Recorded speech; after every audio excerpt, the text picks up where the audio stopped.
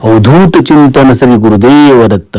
भक्त मंडळी हो, आज आपण या व्हिडिओमध्ये पाहणार आहोत की दत्तगुरूंचा प्रभावी मंत्र काय आहे, त्याचं महत्त्व काय आहे, फायदा काय आहे आणि तो जप कसा करायचा, हे आजच्या या व्हिडिओमध्ये पाहणार आहोत. तुम्ही जर हे जाणून घेण्यासाठी इच्छुक असाल तर पूर्ण व्हिडिओ पहा, म्हणजे जेणेकरून तुम्हाला भक्ती करताना, दत्तगुरूची प्रार्थना करताना, पूजा करताना त्याचं महत्त्व लक्षात राहील आणि त्यामुळे तुम्हाला आणखी उत्साहित वाटेल त्याचं महत्त्व जाणून घेऊन तुम्हाला दत्तगुरूंची भक्ती करण्यासाठी. चला तर मग लगेच आपण या प्रश्नाचे उत्तर पाहणार आहोत की दत्तगुरूंचा प्रभावी मंत्र कोणता आहे, त्याचं महत्त्व काय आहे आणि जप करण्याची पद्धती कशी आहे. चला बघा, भगवान दत्तात्रेय हे ब्रह्मा, विष्णू आणि महेश या त्रिदेवांचे संयुक्त स्वरूप मानले जातात. दत्तगुरूंची भक्ती केल्याने मनाला शांती, जीवनात स्थैर्य आणि आध्यात्मिक उन्नती मिळते अशी अनेक भक्तांची श्रद्धा आहे. आता दत्तगुरूंचा प्रभावी मंत्र, दत्त मंत्र कोणता आहे? ओम श्री गुरुदेव दत्त किंवा ओम श्री गुरुदेव दत्त, दिगंबर दत्त, श्रीपाद वल्लभ दत्त, जय जय दत्त हा दत्तगुरूंचा अत्यंत प्रभावी मंत्र आहे. आता या मंत्र जपाचे फायदे काय आहेत बघा. प्रत्येक मंत्र जपाचे फायदे हे प्रत्येकाच्या श्रद्धेनुसार असतात.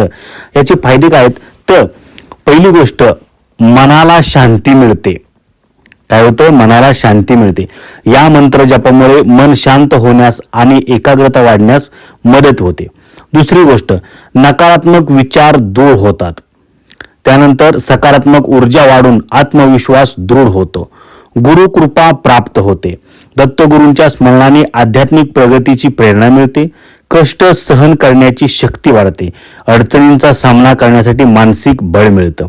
घरात सकारात्मक वातावरण निर्माण होतं. नियमित नामस्मरणामुळे घरात शांतता आणि भक्तिमय वातावरण राहतं.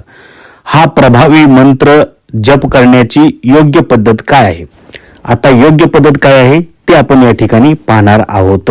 तर कसा मंत्र जपाचं पठण करायचं आहे तर सकाळी स्नान करून स्वच्छ वस्त्र परिधान करायचं आहे. दत्तगुरूंच्या प्रतिमा किंवा मूर्तीसमोर दीप लावायचा आहे.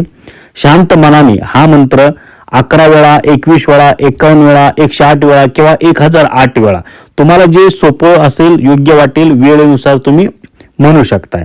शक्य असल्यास प्रत्येक गुरुवारी विशेषतः भक्तिभावाने जप करायचा आहे. महत्वाची सूचना काय आहे तर बघा, दत्तात्रेयांच्या फायद्यांविषयीची माहिती ही पारंपरिक हिंदू श्रद्धा आणि आध्यात्मिक परंपरावर आधारित आहे. याकडे वैद्यकीय किंवा वैज्ञानिक उपचाराचा पर्याय म्हणून पाहू नये. तर श्रद्धेनुसार प्रत्येकाने भक्ती करायची आहे. श्रद्धेनुसार प्रत्येकाला त्याचा अनुभव येणार आहे. अशा पद्धतीने आपण आजच्या व्हिडिओमध्ये पाहिलेलं आहे दत्तगुरूचा प्रभावी मंत्र काय, त्याचे पूजा पठण कसं करायचं ते आणि त्याचे फायदे काय. माहिती आवडल्यास, व्हिडिओ आवडल्यास लाईक करा, कमेंट करा आणि जाता जाता अवधूत चिंतन श्री गुरुदेव दत्त अशी कमेंट नक्की करा. सर्वांपर्यंत हा व्हिडिओ शेअर करा. अवधूत चिंतन श्री गुरुदेव दत्त.